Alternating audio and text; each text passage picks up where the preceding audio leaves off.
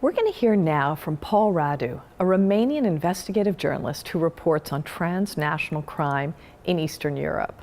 He's the co-founder of the Romanian Center for Investigative Journalism and the director and co-founder of the Organized Crime and Corruption Reporting Project. Founded in 2006, the OCCRP is one of the world's largest networks of global muckrakers. It's a consortium of journalists, media organizations, and more than 24 nonprofit reporting centers spanning Eastern Europe, Central Asia, and Central America. The investigation supports cross-border investigations and technology-based approaches to exposing organized crime and corruption. Their reporting projects have led to dozens of criminal investigations. High-profile sackings of government officials and CEOs for corruption. OCCRP was one of the groups that collaborated on the Panama Papers tax avoidance investigation. The organization receives financial support from the U.S. government, the Swiss Confederation, and from foundations and private sources. These include the Open Society Foundations, the Knight Foundation, the International Center for Journalists, and Jigsaw. One of the biggest changes in global muckraking in the last decade is the emergence of cross-border reporting networks. These networks and their use of big data have the potential to dramatically transform global muckraking. As Paul Radu says, crime doesn't stop at borders, so why should journalism? As we listen, imagine if the global muckrakers of 40 or 100 years ago had had the strength that comes with many journalists in different countries working together. The movement, took the first shape, like let's say 10 years ago, 15 years ago, maybe a bit more. But those were isolated instances of cooperation when it came to cross-border reporting. And now it's moving into different territory. We see these networks, regional networks, crystallizing, and then we see these networks cooperating with other similar networks in other regions and going truly global. So there's, for instance, the Global Investigative Journalism Network, which is a group of many investigative reporting outlets and investigative reporters from all over the world. And they meet every 1.5 years, every 2 years, in various places on Earth, and they cooperate, they collaborate, and they produce more cross-border investigative reporting.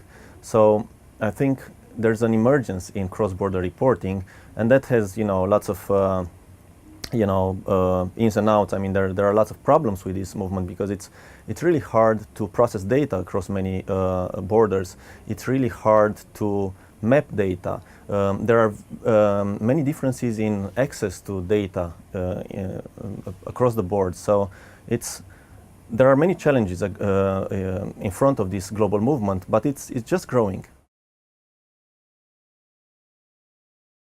Technology is helping via leveraging information across borders. So for instance, when we work at the Organized Crime and Corruption Reporting Project, we work with databases from all over the world. Let's say we are investigating a company that just took over, an industrial asset in Russia, and we suspect that there's something, about the ownership of that company that might tie the company to the government of the country, which is wrong. Now, that company might be owned by a corporation from Cyprus, that can be owned by a corporation from the Seychelles, that can be owned, and so on and so on. So the ownership chain will go around the world. So in order to investigate that, you need to go database by database. So this is possible right now via technology. And again, here there's a very interesting dynamic because there's more and more information readily available every day. So what we do is we keep ourselves up to date with what's new. For instance, when Panama opened up their registry of companies, that was a huge, blow to a lot of corrupt systems in many countries in the world. And that was because people used to use Panama corporations as they use Seychelles Corporation or Cyprus or Delaware, closer to New York here. And they used those for their secrecy, for the secrecy that they were providing. Now, when these databases open up, when journalists can dig through them, can comb, through this information, then that's the moment when, the criminals are exposed, the corrupt politicians, and this can only be done via technology that is able to index that information and to match the names of the politicians against these various databases. So imagine, I mean, where I see this going in terms of technology is unification of all these databases via open data. So where you'd have like a global intelligence system, a global open intelligence system, where every human on Earth can input, for instance, the names of the local politicians into this website, into this database, into this artificial intelligence system, and this would go against, all the databases in the world to find out if that person, is involved in something that is not right for their position, for their public position.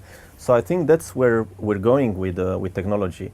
There's going to be a lot more transparency, and there's going to be a lot less room for the criminals to do business as usual. When you look at investigative reporting around the world, there are really amazing examples of stories. But when you look at the overall corruption on the globe, you'll see that there's much more. So what investigative reporters are doing right now is like we are picking cherries. And we pick just the bigger cherries, and there's a lot more there, that needs to be investigated, but we don't have the capacity to do so because the numbers are very, very little.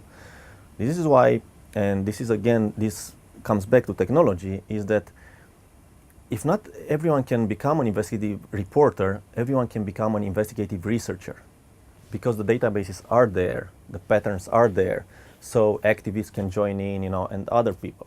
I'm not talking about citizen journalism, I'm talking about, investigative research. So those people won't have to write a story, won't have to maybe worry about, various checks and balances that come with the story, with the journalistic experience, but they can supply that, that research to people who can actually put together the story. Investigative reporters, keep themselves updated with what new databases are opening up, and then some investigative reporters and mostly activists become champions of open data. We want more open data. We want governments, to open, as many databases as possible. This comes, also with a price, because you look at governments that seem to be doing very well when it comes to open data, and they're great, they're opening up their registers of companies, their whatever, but in fact, the data is of very low quality. So sometimes these governments are mimicking transparency, which is not helpful at all. If you give me, a registry of companies where I can go in and search by any term there, like, the business owner name, the name of the company, the address, but when I actually get the records, I get a record that says, okay, so this person owns the company, but the person is just a proxy, so I don't get to the beneficial owner of the company. That's not of use to me. So transparency must be accompanied by the quality of data. And this is something that journalists realize more and more. But the combination of the hackers and journalists looking at the data, that's really, really powerful. And that's, I think, what's going to change more and more, because it's not just activists that can become investigative researchers, but hackers too, because they know how to shape the data, and with the knowledge from the journalists, they can establish patterns in the data. So let's say, what we're trying to do at the Organized Crime and Corruption Reporting Project is to we're following the money, we're following criminals across borders, because what we realized is that, corrupt politicians, criminals, they operate across many frontiers, and they apply the same criminal patterns. In the end, it's about stealing money from the public, and ruining lives. And if you look at a criminal group and you realize, okay, so they applied this pattern here and they were successful, but at some point they were exposed. And now look, they just moved to somewhere in West Africa, or they just moved to somewhere in Asia. You can follow them there via data, because you see whenever they try or they attempt to, establish the same kind of setups, these sandwich kind of companies, where you have a company from the Seychelles owned by a company in Belize, owned by a company in Delaware. And once you identify that, you don't accuse people, you don't charge people with that, with attempting to do crime, of course. But what you can do is you can pass on this information to an investigative reporter who can build a story around it, and see if there's something, if there's something true about it. There is pressure because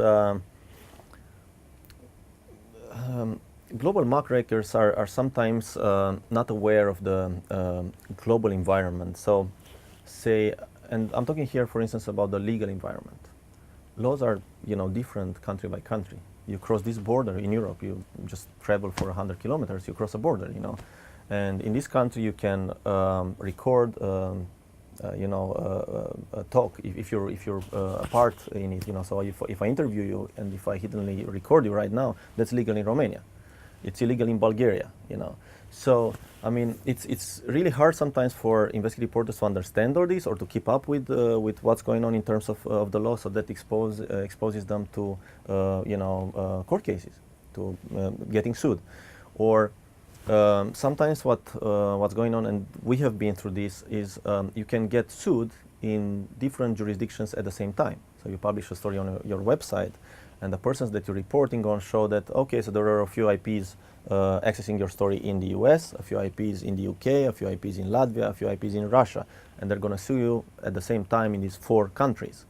And it takes money, to defend yourself in such cases, and that can lead to your media organization going bankrupt and to your life getting ruined. So there are lots of challenges ahead, and many global muckrakers are not aware of this, and we're trying, with every occasion to, present these risks. There are many other types of risks. There's cybersecurity concerns. Lots of journalists have their computers hacked into. This is again why it's important to work with hackers, with the civic hackers, with the good hackers, that can help you secure your communication, that can help you, behave right in the cyber environment. And that is, not only about, using really strong passwords or encryption with your laptop, but it's also about your physical security, the security around you.